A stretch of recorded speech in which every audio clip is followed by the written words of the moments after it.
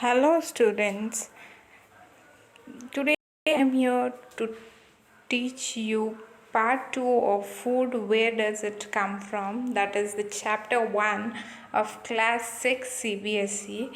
So in the previous class we have studied about the food varieties and where does the food come from, that is about the plant sources and the animal source. Today we will continue the video or the chapter plant parts and animal product as food. Which plant parts and animal product has been can be used as food? Plant or a plant are one source of our food. Which part of a plant? So plants are the source of food. As we know, plant source of food, that is cereals and all. We eat many leafy vegetables. So we eat spinach, coriander, pudina, that is mint. We eat fruits of some plants, that is the apple, orange. So some roots like what to tell, the roots of some plants are also being eaten, and sometimes stems and even the leaves, that is stems, the onion, the garlic, and even the flowers. Okay, the flower of the mustard. Yes, have you ever eaten pumpkin or the flowers are dipped in the rice paste and fried? Okay, and have you ever eaten all those things? Some plants have two or more edible parts. So some special plants, like, so banana, we'll take the example of banana. We can eat the flower of banana, the fruits of banana. Yes. So here we have the example of seeds of mustard plant give us oil, and the leaves are used as a vegetable. So leaves of these mustard plants are used as vegetable, and the seeds we use in mustard oil, and we also use the seeds, that is mustard seeds. Can you think of the different parts of banana plant that are used as food? As I told you, the fruit of the banana, the flower of the banana is used as food. Think of more examples where two or more parts of single plants are used as food. So we can take the example of onion. Yes, the leaves of the onion, that is the spring onion, is utilized as a food, and even the stem, that is the onion itself, also is utilized. So you can tell here two parts of the onion are utilized. So here are the parts of the plant which you need to know. So you can see a structure of a plant is given. So we have primary roots and again the secondary root in the root system. And in the shoot system we will find flower, fruit, stem, leaf, buds, nodes and internodes. So any of these parts of a plant might be edible. So in different plants they are different edible parts. Edible in the sense the eatable ones, or which you can eat. Plant part as food. So you have to do a thing here. See, example is a food item with plant as the major source, ingredients or the source, plant part which gives us the ingredients. So you have to list out. So example is given here. We will see brinjal curry. So brinjal, it is a fruit. What all is required to make brinjal curry? Chili, that is as a spice, even that is a fruit. Oil from groundnut, that is from seed. Oil that might be from mustard or from soya bean, anything that is totally from the seed of the plant, we take the oil. And chili comes as a fruit of a plant, and even brinjal comes as a fruit of a plant. Let us take tomato curry. We use tomatoes and onions. Tomato is a fruit and onion is a stem for making tomato curry. Capsicum curry. Capsicum is used, tomato is used. Both tomato and capsicum are the fruits of the plant. So all these are the edible parts of plants. So please, a box is given in here. Note this. Do not try to taste unknown plants around you to see if they are edible. Some plants could be poisonous. So please don't do this. eating any leaves of any plant might be dangerous, they might be poisonous. Activity 4. From all the food items you have listed in table 1.3, choose those food items whose ingredients are obtained from the plant.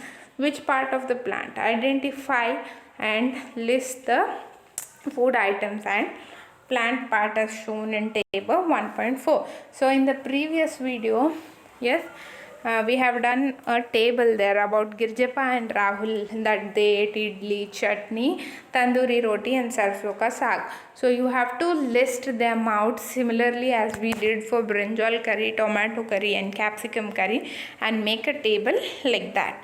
So you try to do this, or I will solve it in my next video, that is the worksheet. Activity 5. Take some dry seeds of moong or chana.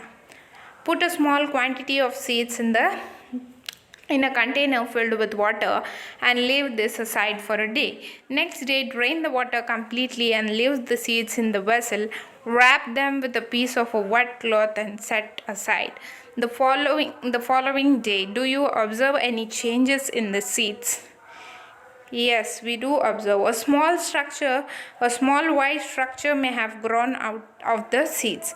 If so, the seeds have sprouted.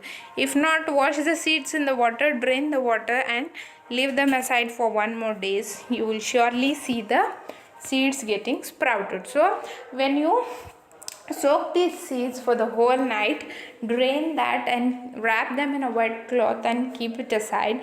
And the next day you will see something white structures coming out from the seeds. So these white structures coming out from the seeds, those are called as sprouted seeds. Okay, sprouted.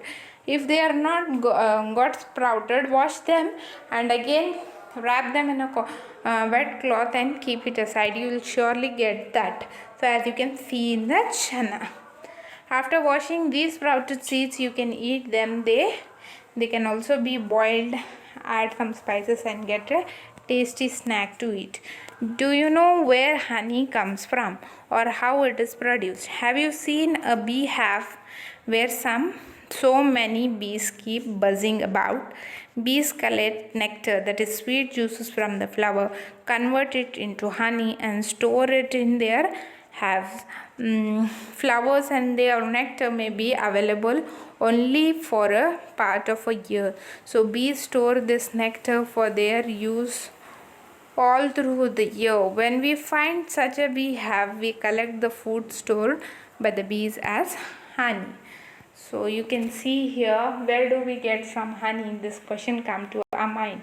So they are honey bees who collect nectar from the flowers of the plant and keep it in hives, that is keep it in their beehives and store that, because only in some seasons they get the nectar, but in the other seasons you don't. During that time they use honey as their food.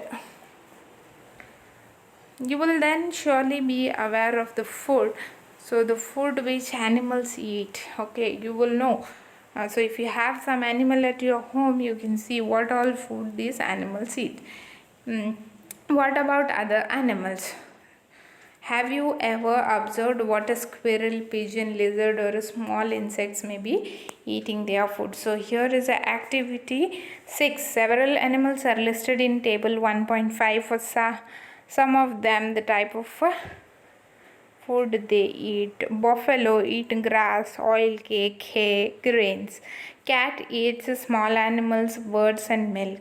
Rat eats grains. Lion eat meat. Tiger also eat meat. Spider eat insects. House lizard eat insects. Cow eat grass. Human beings eat meat and vegetables. Butterfly eats insects or the leaves. Crows eat grains. So this was about some animals and their food. So activity 7. Have a look again at table 1.5. So 1.5 we have listed some animals and their food. So have a look on this and you tell that those animals which eat only the plants, those are herbivores, that is only depend on the plant for their food, that is herbivores. Those which only depend on the animals for their food, that is carnivores, or only eat animals are carnivores, only eat plants are herbivores. Omnivores, these are the animals which eat both plants and animals. So we'll list them out. So cow eats only grass, buffalo eats only grass. Yes. Okay, cow and buffalo, so goat, all these eats only grass. Carnivores, lion, tiger, and we have hyena, all these eats only other animals. Omnivores, we can take dog, cat, human beings, all these are omnivores.